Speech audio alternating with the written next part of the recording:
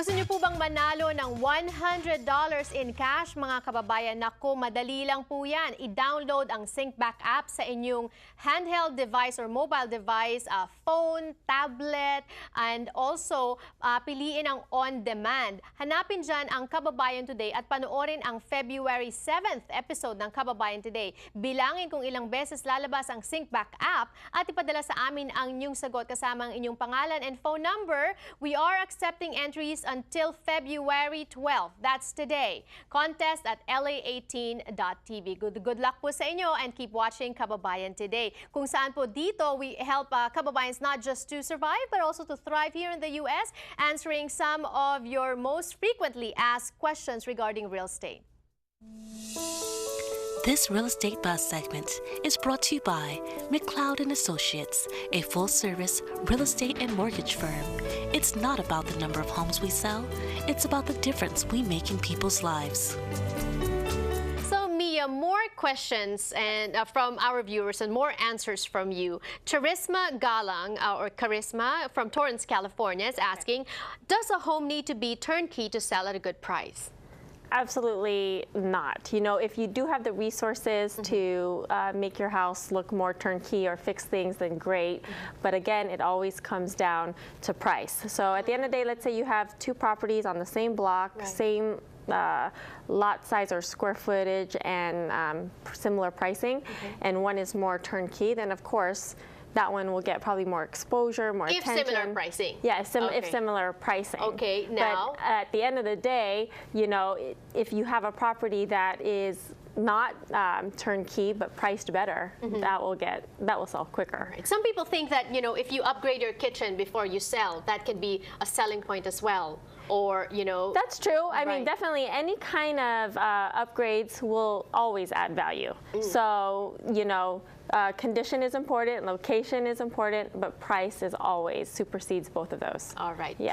Price. Okay. Yes. And now, here's another question from Brian Dizon from Temple City, California. Yes. If you are a seller wanting to list your property, what are some questions sellers should be asking the realtors during the interview process? Because you don't just list with anyone, right?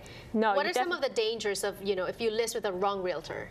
Well, you just want to interview, give yourself a fair shot at you know, interviewing a few realtors to see really who's the best for you, what kind of marketing plans they have for you, if they specialize in your area, and you know, have them come in, do a full listing presentation. All right. Yes. Okay, get your pen and paper ready because here are the questions you need to ask. Yes. Okay, number one, how do you handle something that goes wrong in a transaction? Because?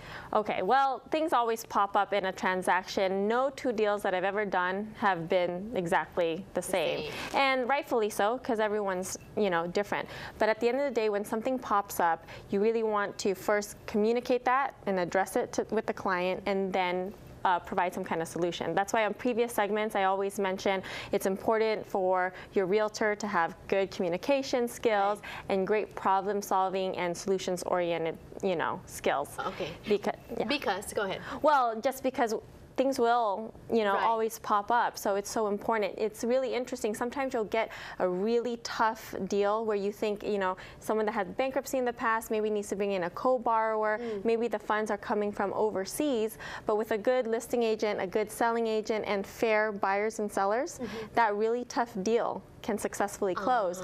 But on the flip side, you can have a clean-cut deal, no red flags, should be a slam dunk. Okay. But if you have difficult agents or buyer-sellers, that deal can unravel really quick and not close. Okay, so that's a very important question to ask. How do you handle something that goes wrong in a transaction? You ask that of the realtor. Yes, yes. So communication, address that situation, and see if they have great problem solving and are solutions oriented. Okay, number two, what is your fee? What's the satisfactory answer to this? You know, well, typically, you know, you take out a 6% listing, it's 3% to the listing agent, 3% to the selling agent. But we all know commissions are always negotiable. So if you as a seller feel uncomfortable about something, I just recommend communicating that with your realtor and coming up with a structure and game plan that, you know, makes both sides happy. Right. Okay. Yeah. The third question, or get that out of the way. The third question, how will you market my home? It's important.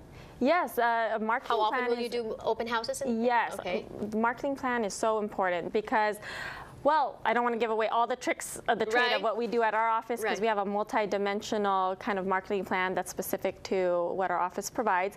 But you know, social media is really important. You want to make sure your realtors uses social media as one of their marketing tools. If they don't, I would say that's a big red flag. You know, as a realtor, we're part of the board, so we list it on a multiple listing service, which goes out to so many different websites. So if you're an international buyer, you'll still be able to have access to that property because you can check it online.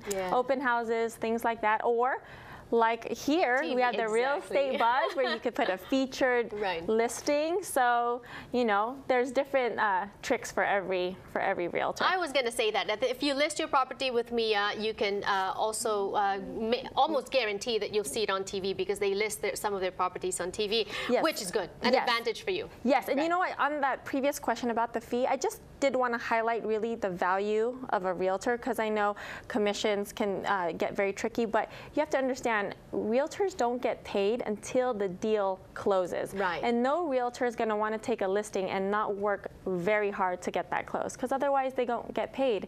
And there's not a lot of industries where you'll see professionals have to out-of-pocket marketing expense, time, exposure, resources, with no guarantee that they will actually get a paycheck at the end of the day. You know, passion and commitment are important. I see both those values in Mia and McLeod and Associates. So thank you so much for always guiding our viewers within the intricacies of real estate. More power to you. You too.